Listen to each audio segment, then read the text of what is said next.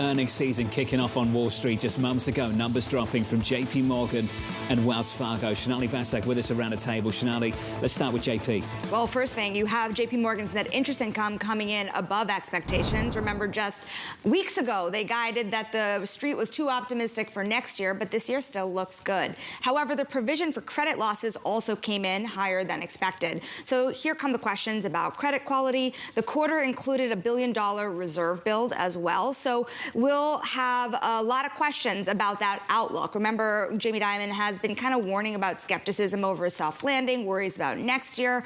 But then you also have investment banking coming in higher than expected as well. Of course, JPMorgan, a behemoth in every major business line in investment banking. So that is a positive, especially because typically you don't get those deal fees until those deals close. So the fact that it looks this good right now is pretty positive. Stock is up by 0.1%. This is always the case with JPMorgan numbers. The numbers drop. You've got to look at them, and then you've got to chase the squirrel that Jamie Dimon starts talking about. Large fiscal deficits are a critical issue. We'll get to the squirrel in just a moment. Lisa, let's start with the numbers themselves. Yeah, what's interesting to me is that it's sort of the opposite story than what a lot of people expected. Net interest income actually came in better than expected. We also saw this pretty much in other areas as well, like BlackRock. However, the provisions for credit losses ticked up. And to me, the idea that it's the exact opposite problem. It's actually that Ally Financial, on the margins, was setting the tone maybe in a better direction or a worse direction, but a more accurate direction than some of the net interest income issues. This is where things were set up coming into this. It was Ally Financial 1. It was the words of Dan Pinto 2. The words of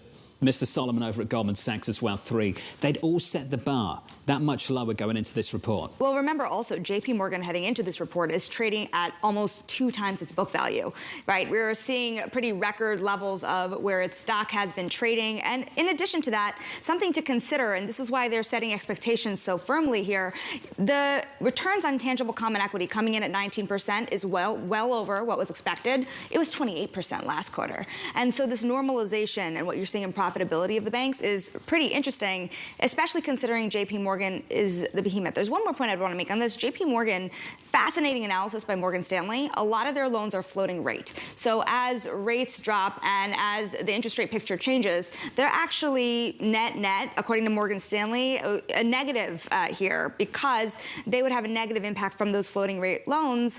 When you see those provisions for loan losses starting to build, you start to ask more about those credit card books. We didn't ask about that a whole lot over the last couple of years, but people are maxed out on credit across the entire country. How fast does that turn?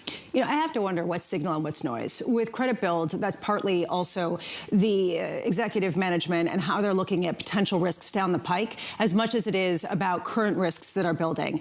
And so I do wonder if you pair JPMorgan with Wells Fargo, for example, where provisions for credit losses were below expectations at $1.07 billion versus the estimate of $1.34 billion, but they missed a net interest income. This is a motley picture that has to come down to execution and risk management expectation going forward. Well, what's the cost of that net interest income, right? Risk. And so when you see them take those provisions, it's at the benefit of that higher net interest income, but then, you know, you have to make that income.